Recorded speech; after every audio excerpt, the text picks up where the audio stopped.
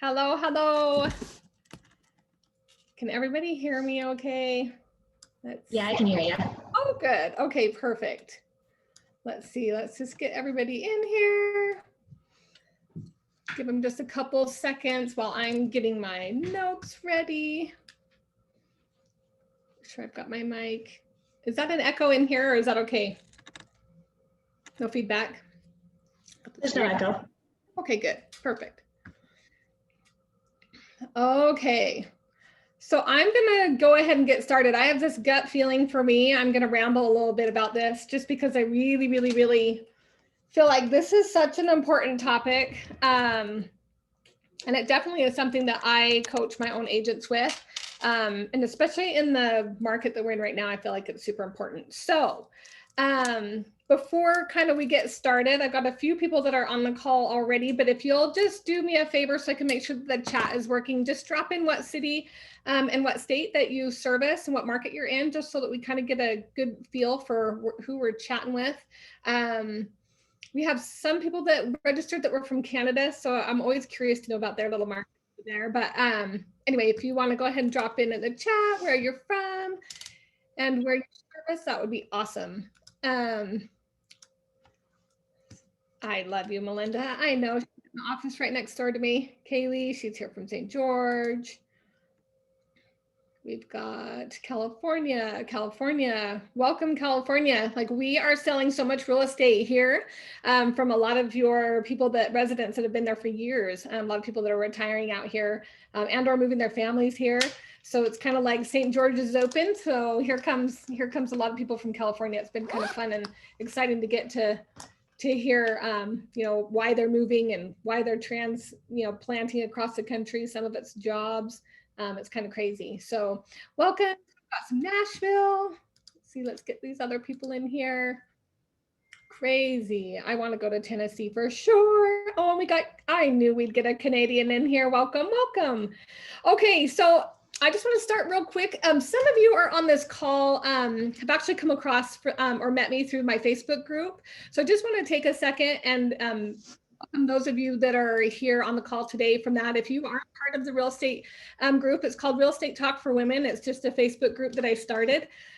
For those of you that are on the call, you probably know I try really hard to only let real estate agents into that group, like specifically women and only realtors. I try to keep out all the marketers, all the spammers. Like, I can appreciate that, some of the lenders kind of squeak their way in there sometimes and they want to get business from us. But really, that platform that I created is for all of us to get to know each other across the country, because we're like, there's so much movement happening that I'm sending referrals to Arizona, and we just sent some to Texas. And it's really nice to be a part of that, to facilitate some of that movement that's happening. And it's also just a safe place that if we want to drop in some dumb questions that we feel like are dumb, that we've got years and years of experience in the real estate market. There's women on there. I chatted with someone last night that had 22 years in the real estate business. Bless her heart. I thought I was old and I was a dinosaur, and 22 years is incredible. Those are people that have amazing knowledge, and they've weathered the storm through lots of different markets. So if you have an opportunity to jump on there, super cool. And like I said, I'm very active in there, just because I want them all to get a good feel for who I am and what I'm about. So having said that, for those of you who are first on the call, how many people are the first timers here with me today? Raise your hands. I can see all your faces. Okay, cool. So welcome if you're first timers. I'm Nicole Briggs. I'm a real estate agent of, it'll be 15 years on April 1st. So if you follow me on my social media platforms, to show up Nikki B and my Team Surge platform, you'll see April 1st is going to be a big day for me. I'm not sure yet what I'm going to do, but I feel like 15 years is something to celebrate. So I've been in the real estate 15 years. I've also been an independent agent when I first started for 5 years. And then I was a buyer agent for 4 years. And then I created a team with a partner for 5 years. And then this last year and a half, I've been a sole owner of, last year I've been a sole owner of Team Surge on my own. And then, but I still am in production. I've always kept my personal business, because I just always wanted to make it so that it always was on me. Like, whatever money I made, didn't make was on me. I didn't want to put the pressure on my agents. Creating a team has its own challenges and its own dynamic, but it's obviously, it's so rewarding, and I wouldn't do it if it wasn't. But I've always wanted to stay in production because I feel like I can come from a better place when I can tell you, I know I've been there and I'm doing it with you, so that you can, take what you want and bits and pieces about what I chat about. So that's just a little bit about me. Anybody have any questions for me before I dive into a whole bunch of stuff? Any questions? For those of you that are joining us late, plop in where city and market that you service so that we know where you're coming from. It's super fun for me to go back through and see who you are and DM you. And I appreciate you being here. So, okay, so here we go. I'm going to really, like, for me today, my hope is that you implement, if you can just find one thing that really kind of moves you or motivates you, that will help you with your path in real estate, then I've done my job, and that you've spent 40 minutes with me, and it's been worthwhile. I am all about intention, and I'm going to jot down, I'm going to say a few things, and I want you to really think about this. Intention in your calls, making calls with purpose in mind is a big deal. Intentional prospecting, and everyone hates the word prospecting. I don't know why, because people prospect for my business all day long and I give it. So prospecting is a great word. It's just communication. That's all it is. Intentional meetings, making sure that there's an agenda for every meeting that you attend, and what's going to get accomplished. Intentional time blocking, for those of you that are the planners out there, making sure that you're doing all of this with intention. I can even break it down to my mom life. Intentional meal planning, which I definitely can tell you I sucked at, which is totally fine. But at the end of the day, I sure as heck tried, and I had to really think about it. And these were all the things that I feel like were just small things that I'm going to talk about when we're talking about intention. Those are the things that come into my mind. Can you imagine doing all of these things, prospecting, making your calls, having, conversations, having lunch meetings with potential clients, setting up a schedule for your success, and not doing any of it with intention? Okay. Just imagine how haphazard that would be. So if you're an expressive personality like me, it's something that happens to me a lot, because I'm just kind of blah all over the place if I don't do it with intention. However, I know for sure all of us are guilty of doing it. We mindlessly go through the daily routine of real estate. Oh, I got to get up today. Oh, I got to get started. How am I going to get going? What's on the agenda? I know we all do it, and we all struggle to power through it. I was coaching one of my agents last week, and she had just got off the spring break. I always love to use my agents as my examples, so hopefully they don't feel bad. But honestly, I get it. When you're on spring break and you're coming back and you're trying to get back into the real estate business, it's really, really tough to get motivated and to get ready to go. So making sure that you do things with intention is probably the biggest word that I can share with you, or the number one thing that if you just jot down that word and you start every day with intention, you're going to find you'll have success. So having said that, I know you're all saying, hey, Nicole, get to it. How do I survive the seller's market? How do I do this? I'm getting to that. And I want you to know, here's what I've discovered. Okay. So I've done this for 15 years. And I think I've told you my first 5 years was I did everything they asked. I showed up to every training. I went to every coaching. I did everything. I did script practice. I did role playing. I did everything I was supposed to. I didn't have near the success I do or did in the latter part of my career, because I wasn't doing it with intention. I was just mindlessly going through the routine, even though in my heart of hearts, I wanted to be successful. I really did. But I really didn't do things with the intention of what? It's funny because we can scale all this stuff back in real estate. And I don't know about you, but there's so much stuff coming at you. You got to call for sell by owners. You got to call, expireds. You got to prospect. You got to do this. It's just all this stuff coming at you. And it's where do I even start? How do I get that successful business? That's $1 million question, right?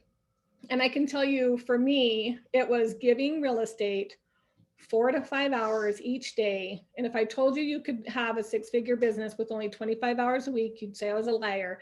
And I will tell you I did it. You can totally do it. 4 to 5 hours of intentional work, and you can have a 6-figure business, guaranteed. That is a guarantee. And the funny part about all of that is it sounds really, really easy, but then the question is, so what do we do in that 4 to 5 hours? And I'm going to have you write down one question. The only question that you have to answer for yourself every single day. And if you'll ask yourself this every single day, 5 days a week, I promise you, you'll have deals coming in, you'll have clients that are coming on board. And the question is, who am I working with right now that can write a contract right now? That can write a piece of business, that can make an offer, that can sign a buyer rep agreement, or that will list their home. Who am I currently working with that I can get a contract with this week? It became the biggest deal changer for me, or game changer for me. I went from, and I only tell you this because I'm just like a real person. For real, I'll give you my cell phone number. You can call me. I'm as real as they get. But I went from the most deals I'd ever done was, I think it was 12 when I was working for the real estate business for 5 years. And then I went to the team and I did 18 in my first year. But the minute that I left the team and I started on my own, that's like doubling your business, because you're giving half your business away to your team owner. So I was doing 23 deals, 25 deals, 36 deals, 40 deals, 44 deals. Last year I did 48 deals. Having some intention and purpose. Like, it's the middle of a pandemic. Like, everybody's shut down and my business is crazy. How is that possible? It really made me think, and it really made me want to put to paper some ways that I can share with you. The question that you pose is, why is in a pandemic and in a recession, which I went through the recession, I had 2 of my best years. Why is that? And what is it that I did differently that I can share with you ladies, to make sure that you're able to have some similar success or find that fire? Because I feel like you wouldn't be self-employed and you wouldn't have gone through the mundane classes that we had to get licensed if you didn't have a strong desire to have your bit of success in the real estate business. So I would tell you that one thing, you start each week off with, who can I work with this week? So I start this off every Sunday. Before I start off on Monday, in my mind, I'm already thinking, okay, this week on my agenda, and I go through it now with my daughter since she's kind of partnering with me now. These are the people we're showing properties to this week. They're pre-qualified. I got a listing in the works. Like, I am putting it out to the universe, these people I'm working with. And it's going to happen because I'm going to make sure it happens. They're pre-qualified. They're ready to go. We're showing property. Okay, so now that I've gone off on a tangent about that, let me get back to my notes so I can make sure. The next part I wanted to talk about, so that's the question. The second thing is going to be your approach. So regardless of what you're hearing out there, I mean, I know it's a seller's market. I'm not sure in Canada if your market is moving as quickly as ours is. It is. Okay. In New York, I've got a couple agents that I've chatted with recently, and they're very slow, right? They have like a mass, like nobody's wanting to move to New York, and their real estate is just super expensive and they're not kind of moving in that way. Or at least in New York City, that's the agent that I was speaking with. However, there's a common denominator in an appreciating market, which we're in, or a depreciating or recessional market, which is something that everyone keeps talking about. And then we have this flat market, right, that we've all kind of been riding over the last 13 years. We did have this little steady, kind of incline. That's how our market has been. And I'm here to tell you that regardless of the market that we're in, if you'll go back to that number one question, it doesn't matter. It will never matter what market you're in, because your mindset is such that no matter what happens, you're going to get yours that week, regardless. Okay. The way we approach the business, however, is different. So in a seller's market, How many people have more buyers than they can put under contract? Not enough inventory, right? Like writing 10 offers for one client. And it's frustrating for us, right? So frustrating. We're like offer after offer after offer, and we feel like we're like spinning our wheels, and we're trying and we're trying. Could you imagine being the buyer? They've had to find 10 dream homes, write offers on 10 dream homes, and miss out on all 10. You know, I've had pregnant ladies that were due that month that needed a home, didn't take their offer. You know, I mean, sad. Like, it really is tough. So the second thing that I would tell you to do is check your mindset every single week. When you're working with those buyers, have a plan, be intentional about what you're going to put in your mind and protecting who you spend your time with. Lisa's on here. Lisa Black, I saw you. I see you on there. She works in my office, or she's been in my office, and she knows me personally. Like, literally, I protect my time and how much time I spend outside of my sphere of people, protect my mindset. And I know that that sounds like as if I'm being, oh, thanks. It sounds like I'm being, you know, stuck up or whatever you want to say. Like, but honestly, I do it on purpose because I don't want to hear the chatter of how terrible this market is. Because I don't know about you, but I'm still closing real estate. I just need one. I just need one every week. Doesn't matter.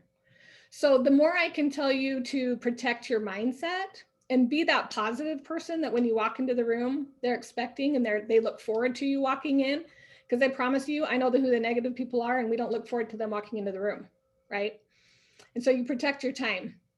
And then the second part to the mindset is not just for you personally, but for your customers. So be intentional about when you call and you deliver that news to them that they didn't receive the offer. Don't be the negative Ned. You know, when it's not fun, you can message them and just say, you call them up and you say, hey, Mr. Smith, unfortunately, the sellers went with another offer. I did ask them if we could be in a backup position. I also asked, just for our information for next time, how we could have improved our offer, or how we could have, better made it for the seller to accept. This does two things. It lets the client know that you're working for them, first and foremost. Lets them know that you're thinking of them, and that a backup position, heck, I'll take a backup in every single deal I write right now. I like the backup position, actually, because I know everybody's throwing offers at anything and they're probably not going to stick. Look at your back on market numbers. We were talking about that. Cindy and I were talking about that in our team meeting today.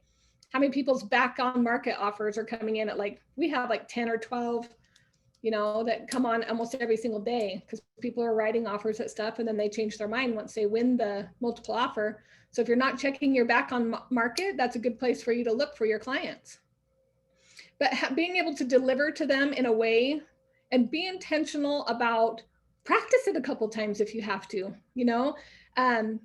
don't just call them and say, oh, I'm so upset. This is such a bummer. I'm so sorry for you. Like, dang it. I know we keep writing. Be that positive person. You want to know what the good news is? Here's what I tell my clients. You know what the good news is that you're working with me and I don't quit. And I am not a loser.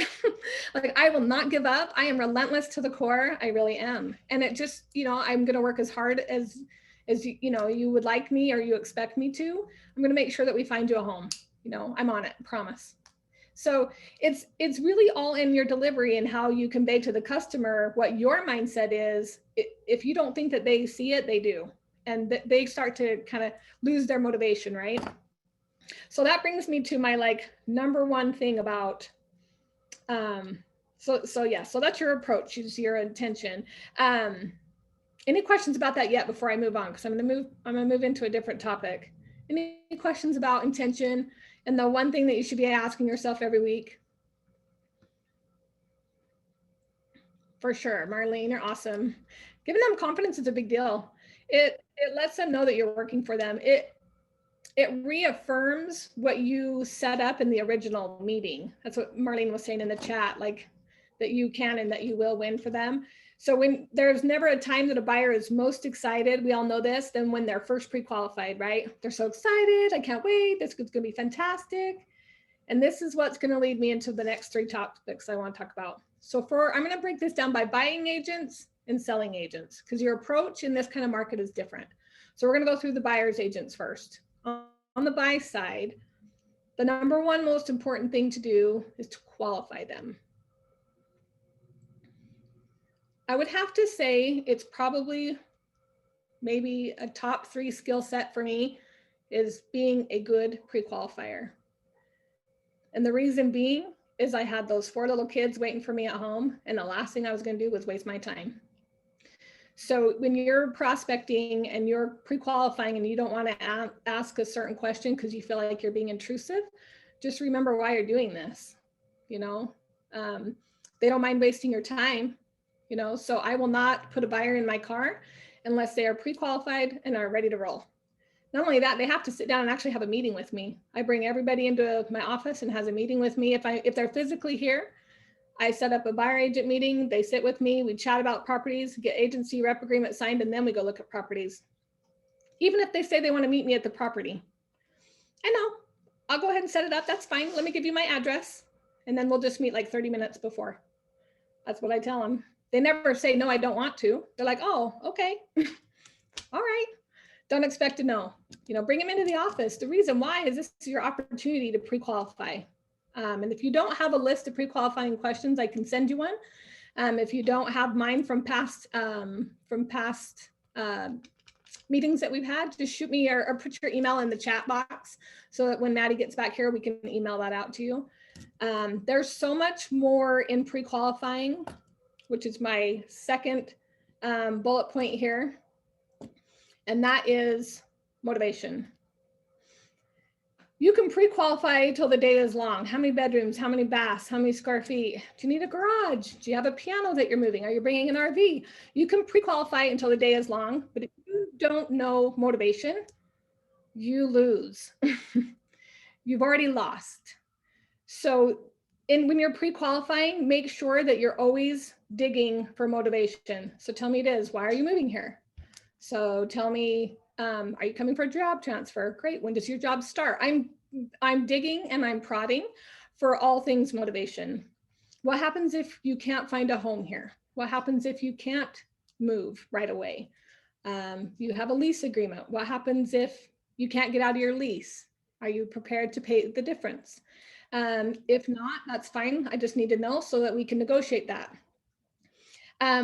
Motivation is probably hands down, when you're working with a buyer, going to be the driving force to how you get your contract signed.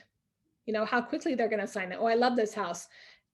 Why do they love this house? Do they have to be here right away? Are they coming for a job transfer? Did they sell their home and they're going to be homeless? That's what I call motivation. We always kind of a joke, and I don't mean this, and I would never say it to a client, but the most motivated client is the homeless client. For real. Like the minute that you sell your house, especially in this market, you sell their listing, you know for a fact they're gone. Like they have nowhere to be in 30 minutes or in 30 days. So in our marketplace, we only look to offers that would offer a leaseback situation. So something for you all to think about. And that was something that you should probably call the seller and say, what's most important to your customers in listing their home for sale? Do they have another home to go to? And if they say no, would they be interested in a lease back? Because we'd love to give them that option. And everyone knows that you can lease back for 2 months before they actually have to occupy the property. Make sense? So just a little negotiating skills that you can add to the mix, but really motivation is going to be key, especially in a market like this, because the inventory is so low. We have to get them to continue writing offers. And if it means that you use their motivation, which I use it all the time, it's the number one question I ask my agents when they come in and ask for help for their clients. You know, hey, Nicole, will you help me with this buyer? Sure. Tell me about them. Why are they moving or why are they selling? I need to know the why. Okay. All right. Then lastly,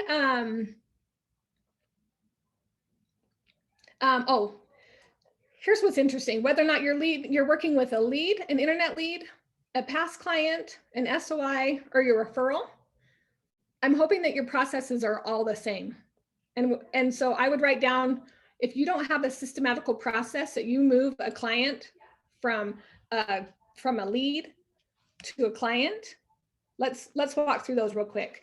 So the first process would be they're a lead, right? So then we call them and we qualify. And then once we qualify them, then we set an appointment with them. And once we set an appointment, we establish agency.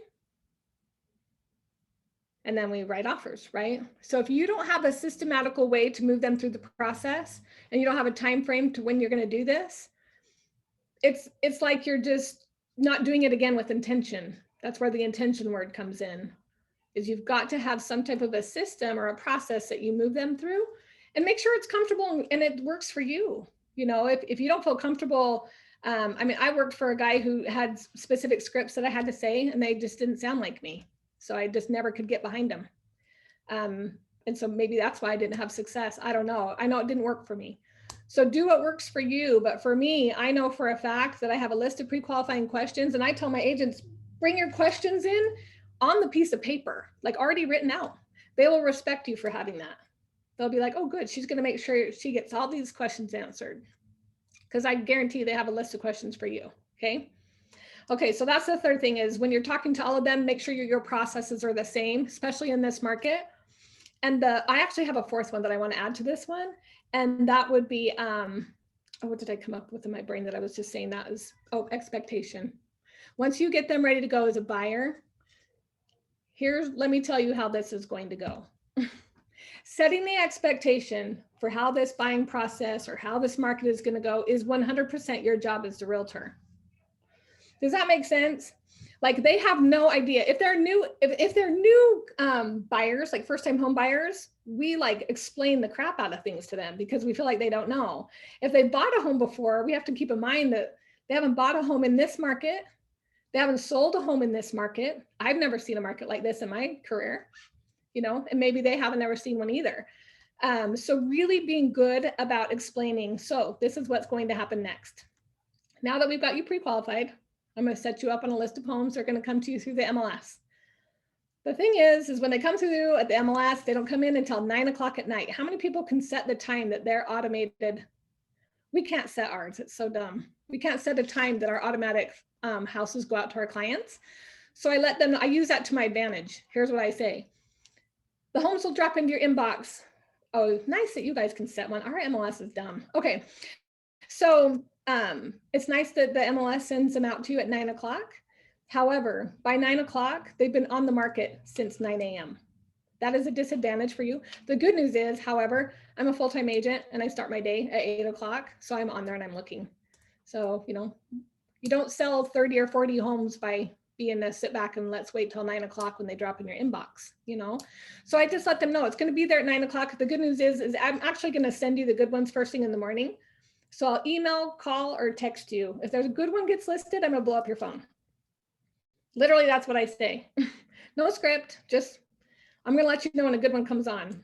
And if they say that they work 9 to 5, if you've been on one of my trainings before, you know this about me. If they say they work 9 to 5, me too. Do you have a lunch break by chance? Yes, I do.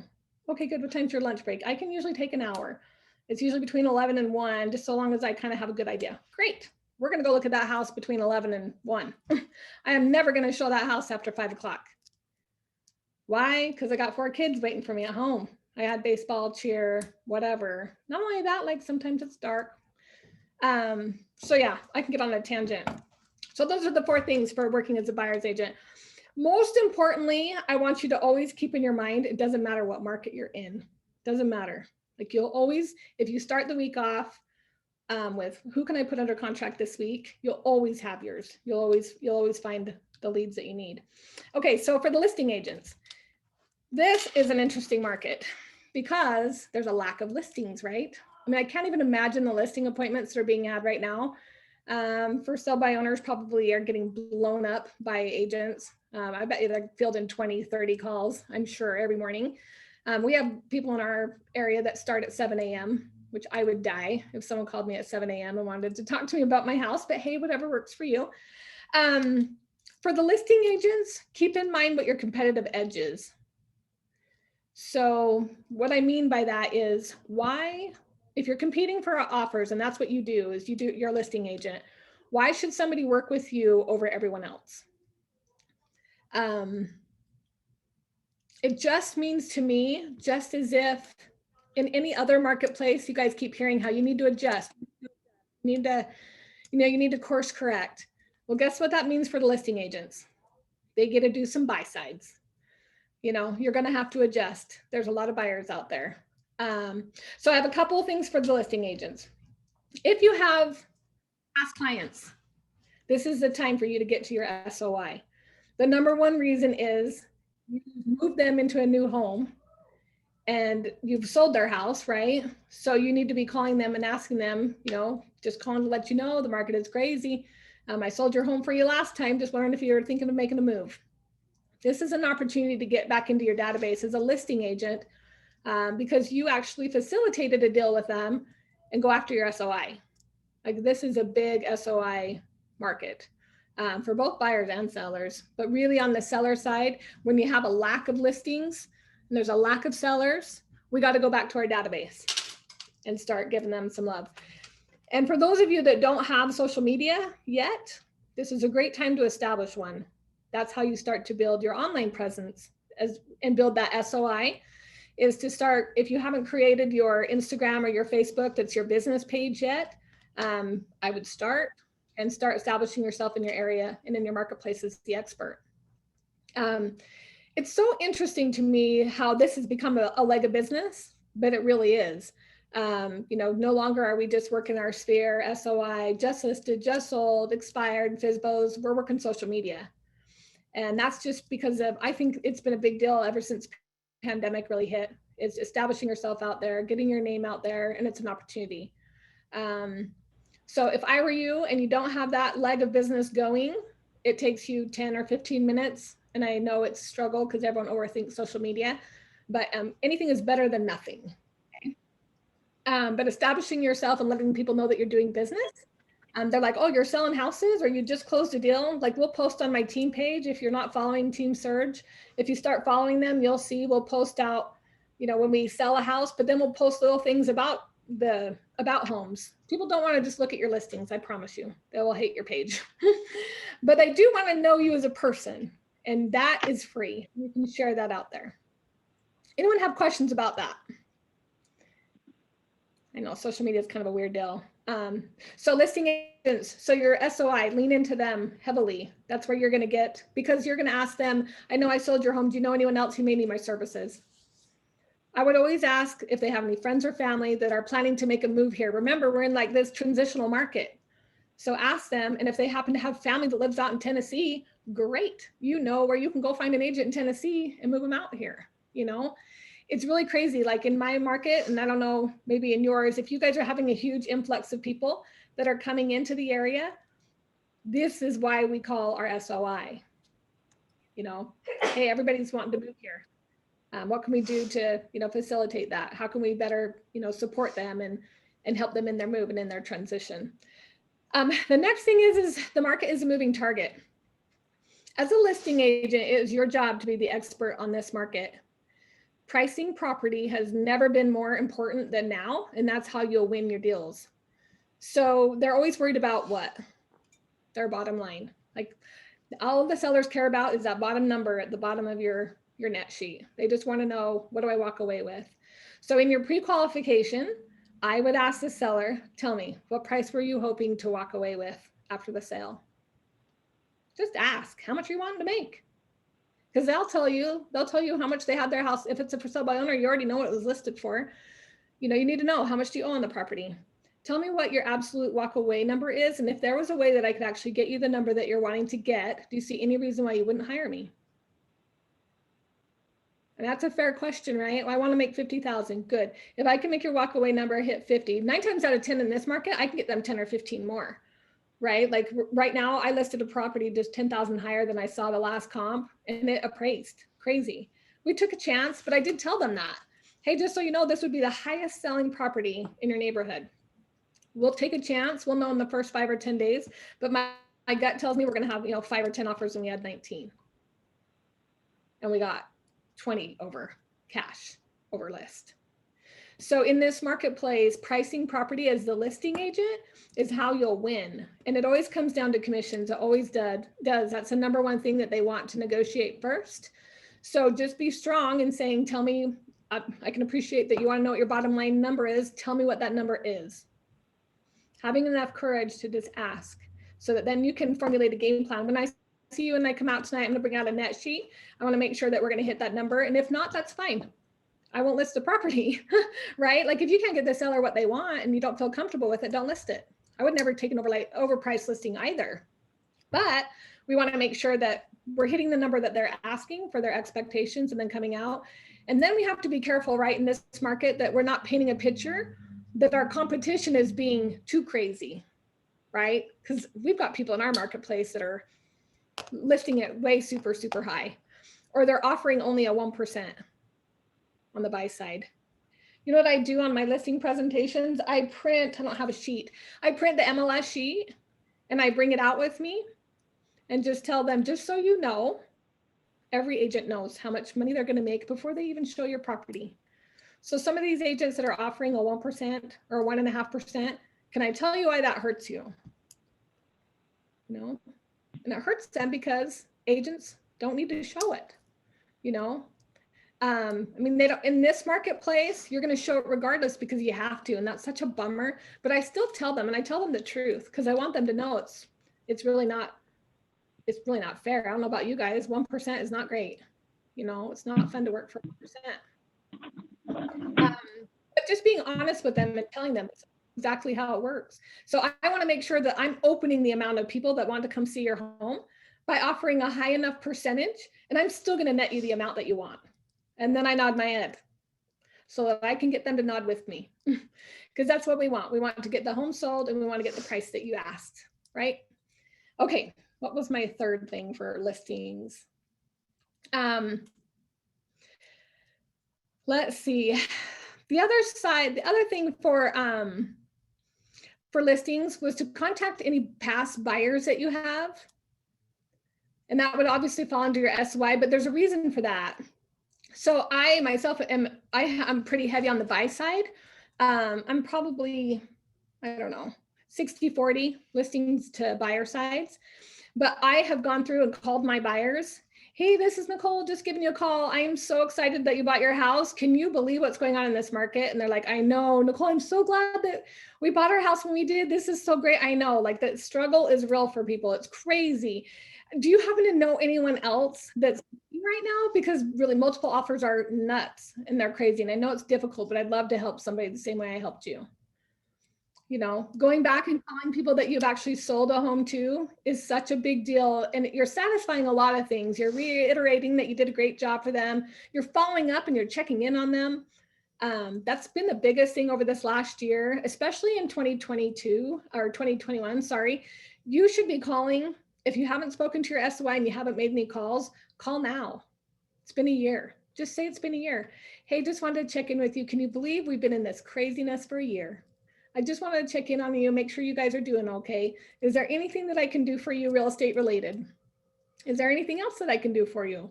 This is an opportunity for you to really call and talk to your sphere and talk to your people that are in your database, especially any internet leads that you have. Now's the time to check back in with them. I know you've been on the radar and you've been thinking about coming here for years.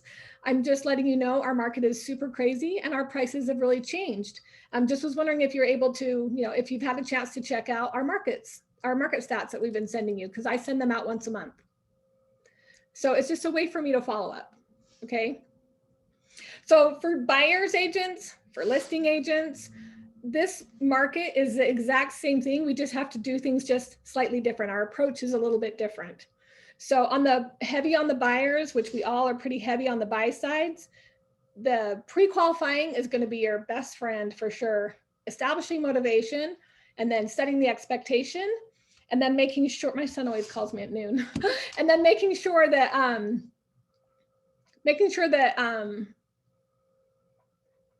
that you set that expectation for them so that you can get that, and then keeping their mindset. The fourth one was the mindset, making sure they've got a good mindset.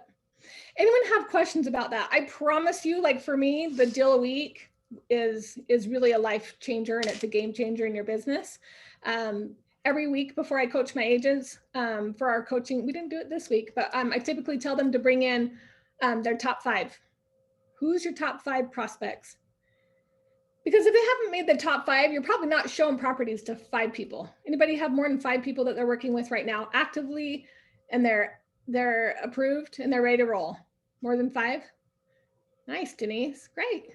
Yeah, no, that's good. So now it's like, hey, how do we get, now the question is, how do I get them under contract? You know, and you're looking every day, right? Looking every day. Last time we went with buyers and said, yes, more than 5. Oh, nice, Tracy. I think it's great when you have more buyers than you can, I mean, you're busy, you're writing offers. The challenge becomes if you're writing offers on the same property for 2 different clients, that can be a challenge. That makes you feel kind of bad. That's really tough to do.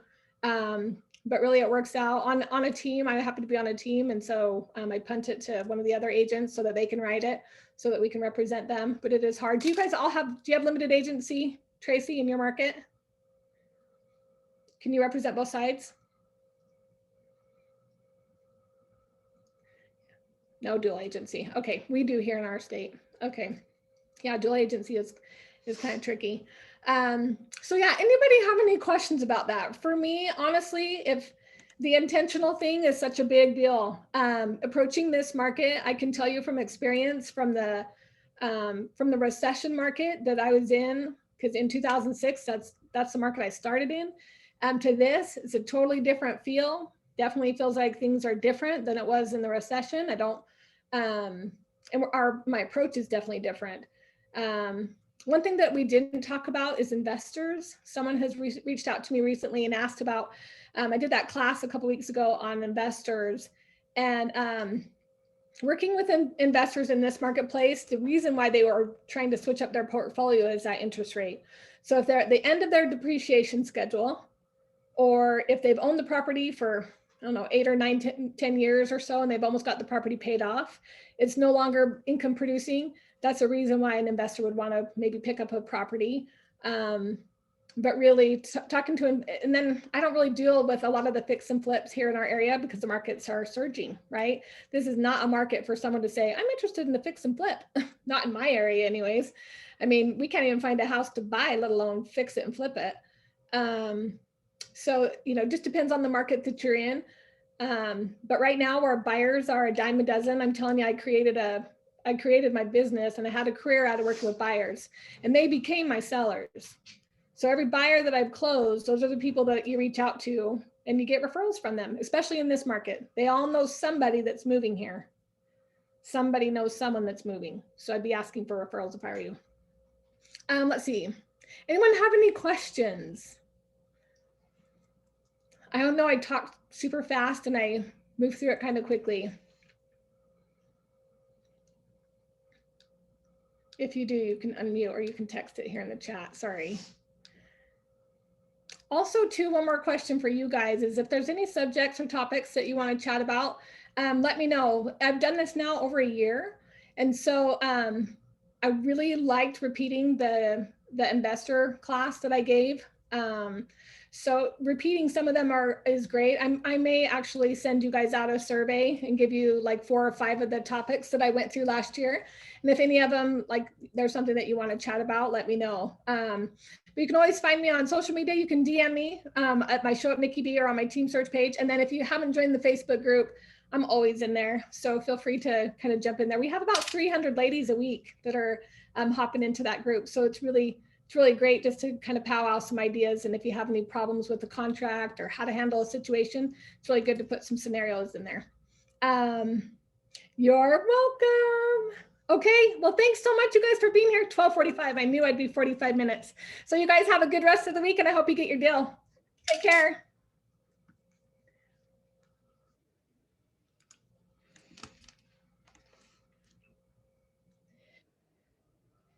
Jason always calls me.